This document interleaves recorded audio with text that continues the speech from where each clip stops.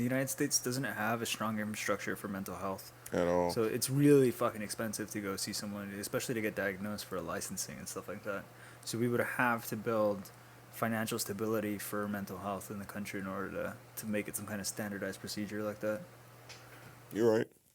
I just I Then the don't know. argument is, what degree of mental health do we fund and fight against? Do we, is it I'm is actually all something, for that. Like, is this not like I feel like the license indicator is going to be a difficult hurdle to jump, but I actually would like changing the infrastructure towards mental health to eventually get there. Because if we're gonna be all like pro mental health and all this shit that everybody else has going on, then society itself, we have to integrate properly.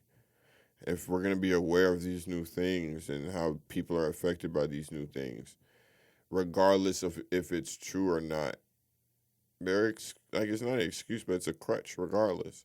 So but that we're not integrated? no, the thing itself. So for example, if I'm schizophrenic, right, and I just know something's wrong with me and I'm trying to fight it. The second I'm diagnosed, I may lose a little bit of my will to fight it. Mm. And I don't know. It's just I'm not a mental health professional, so I just don't know. But we have to have honest and open conversation about it, obviously. But I feel like there should be an actual aggressive nature in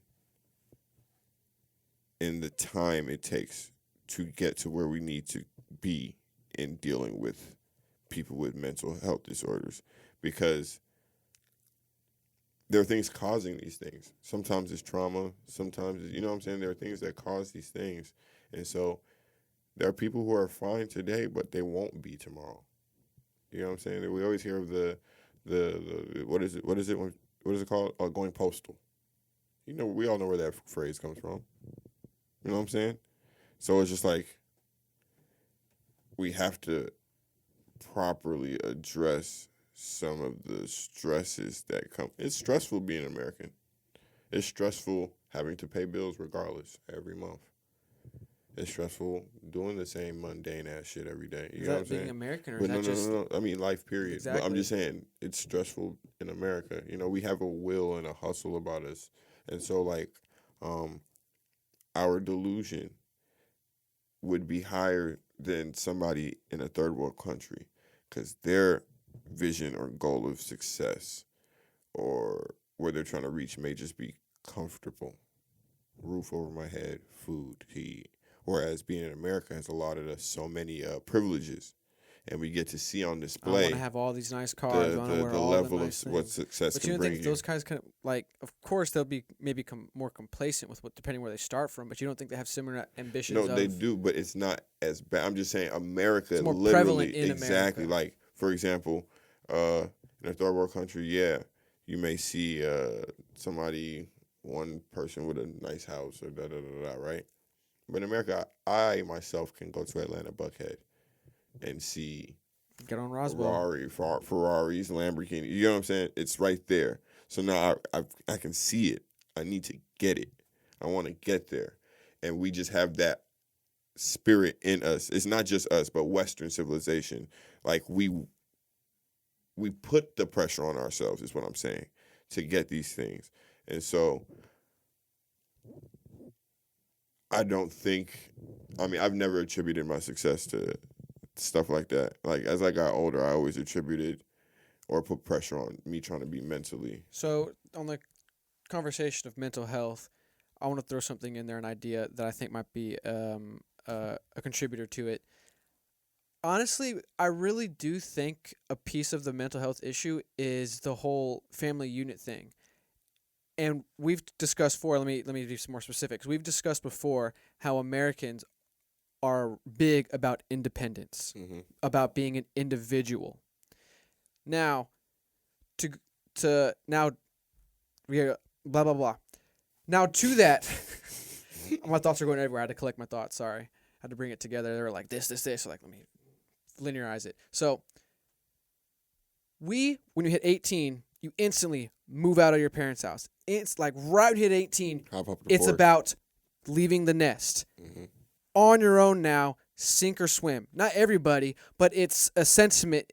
I don't know if it's specifically within America, but at least within like societies. Correct. When you reach the adult age, like when you're legally an adult, it's time for you to leave the nest, be on your own. Mm-hmm. I'm starting to personally question whether or not that is the right thing to do or not. Of course, you do need a level of individualism, an identity, but there isn't also recently we're preaching and Doc's talked about it before, which is a sense of community. And how do you build that sense of community if not through your family first? Do you know what my ideal situation? I think I was talking. I forget If you who I understand was what I'm talking trying to say. I do. I forget who, but it doesn't matter. I was saying ideally college would actually be for your 30s. Now, I feel like if you graduate, I actually would agree with that, honestly. you get what I'm saying? Or at least at you an know, older age, not so you young. know what you'd want to do. Exactly. And so giving an honest attempt at in your 30s or your late 20s, later 20s or whatever. Because I know exactly I'd go back to college and do. Exactly. And if you ask anybody right now, they're pretty sure on what they'd want to do around the older 20s, right? Mhm. So, and I feel like the 20s you should actually travel and learn and and all that extra Or shit. technical degrees, technical skills. But work on your actual foundation. So when I say that, I say you should be able to travel and come back home to your parents' house at 20 or 19. You know what I'm saying? That depends on the family, But though. that depends on the family. Or But that goes it's to my affordable. point, though. I mean, that's true. But I'm just saying, ideally, that's what I keep saying. Ideally, I agree with ideally, I and definitely agree with you. you can even take traveling out. You should be able to experience some type of life and not be taboo.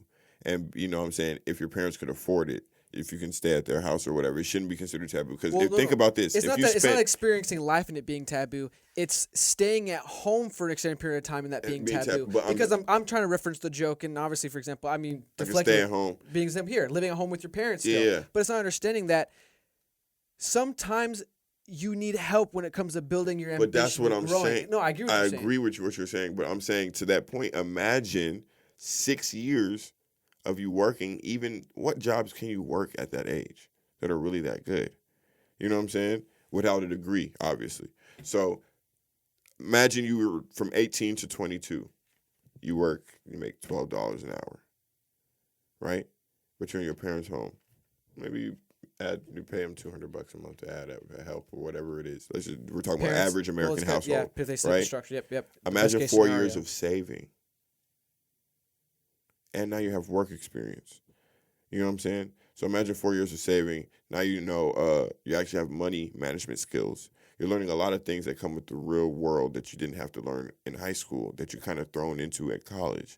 Because I think that the thing should be we go into college more understanding more of who we are already, so that way we can fine tune it.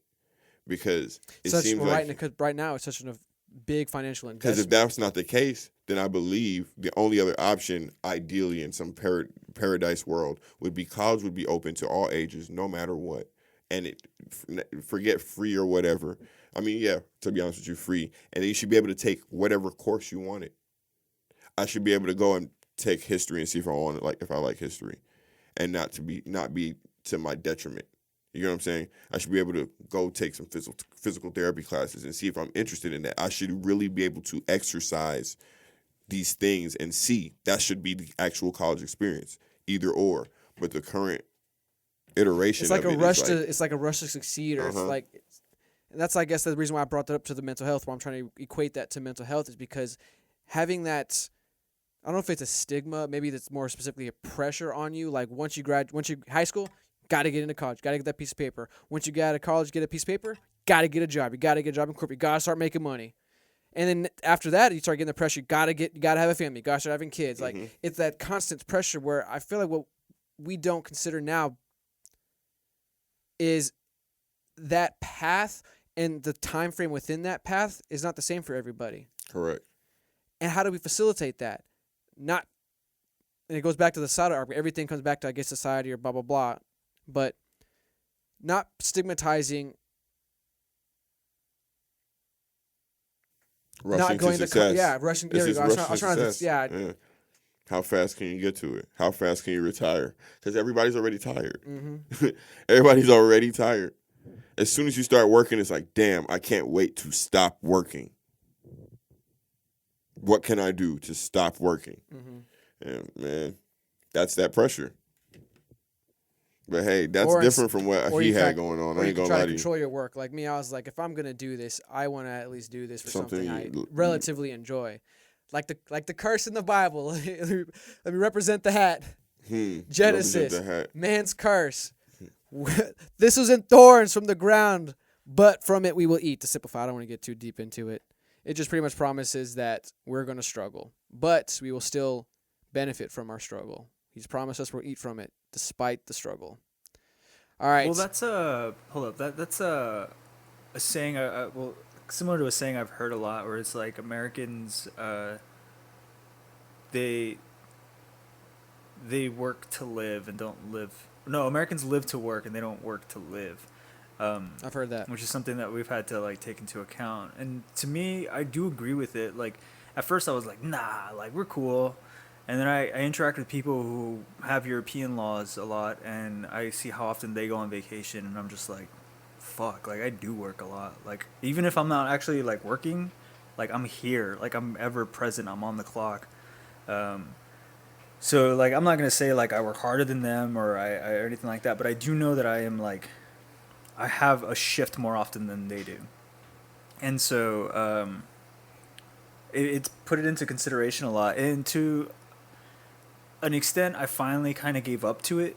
I finally gave in, and I was like, yeah, like Americans do live to work, but that's not necessarily a bad thing if you can find work that you love. At that Correct. point, then you're doing what you want, and it doesn't feel that bad anymore.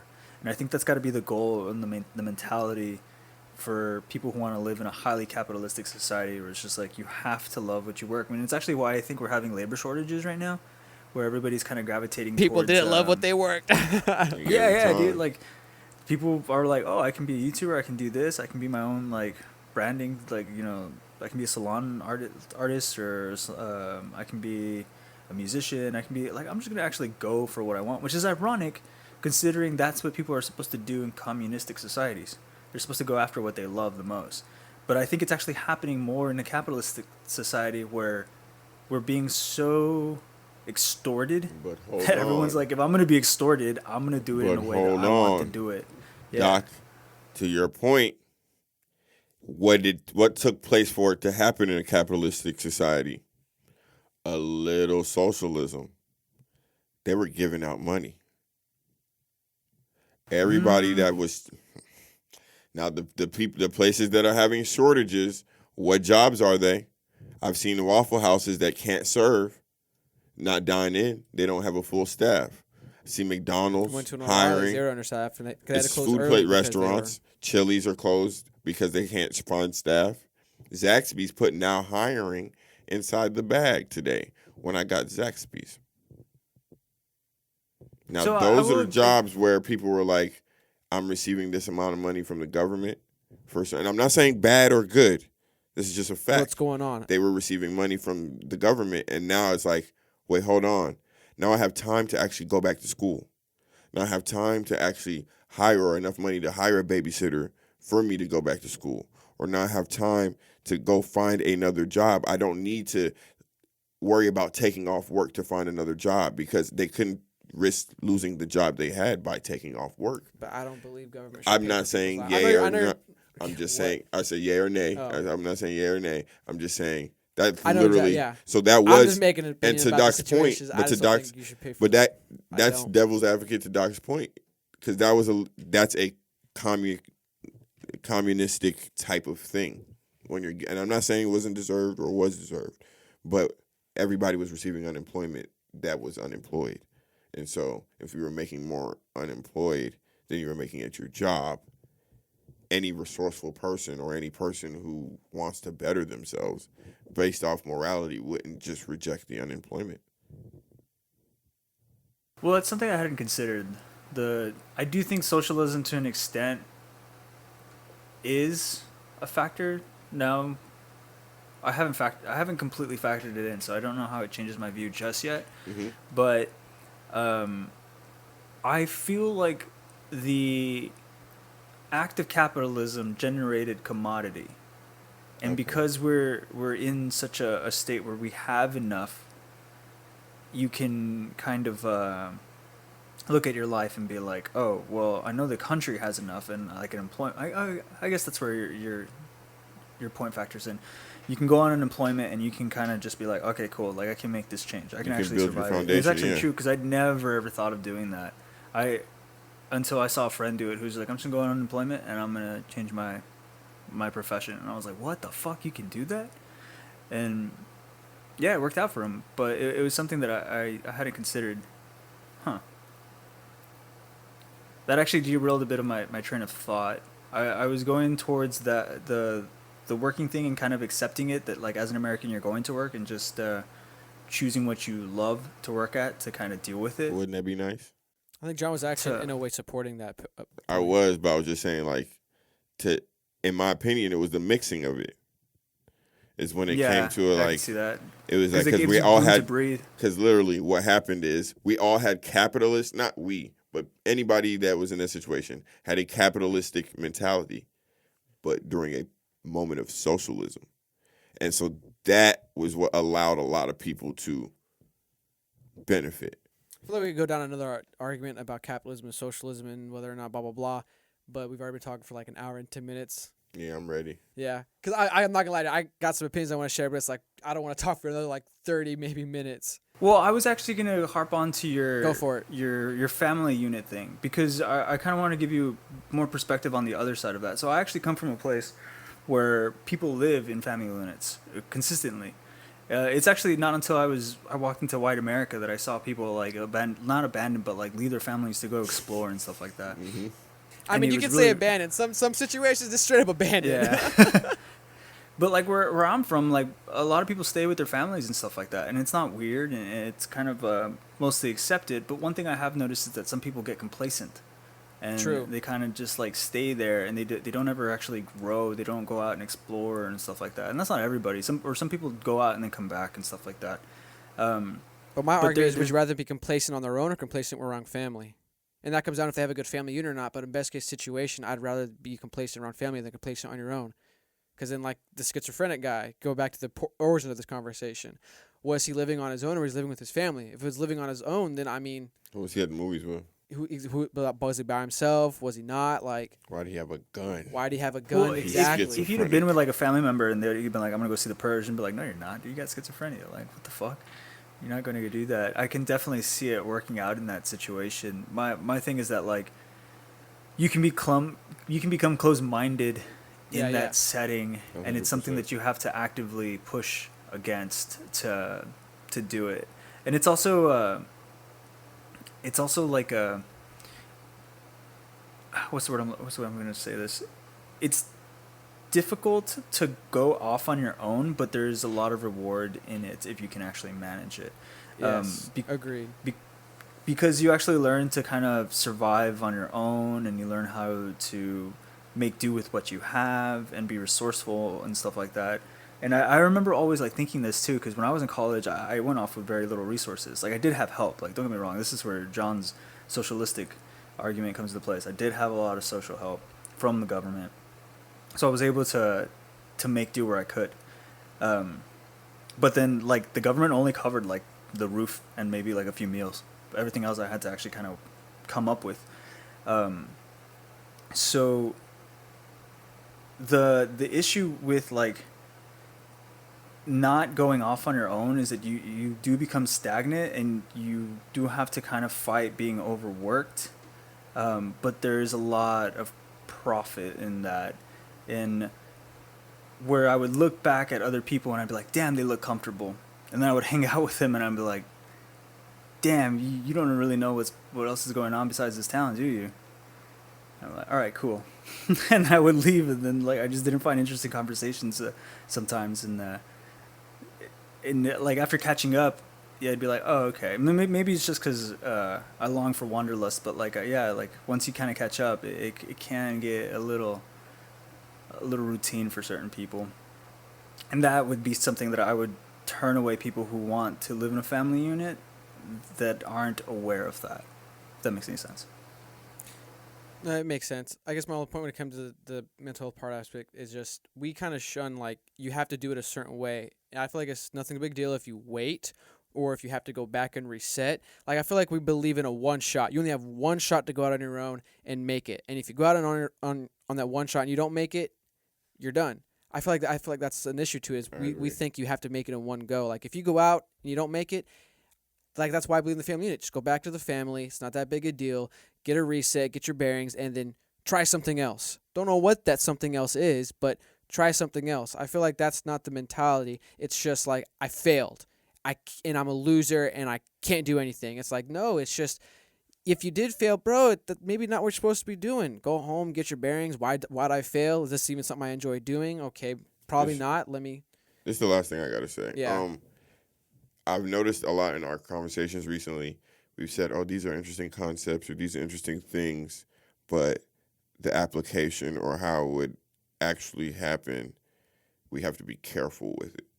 And what I think as I'm getting older, I'm coming to the conclusion is that I guess everything in life is kind of about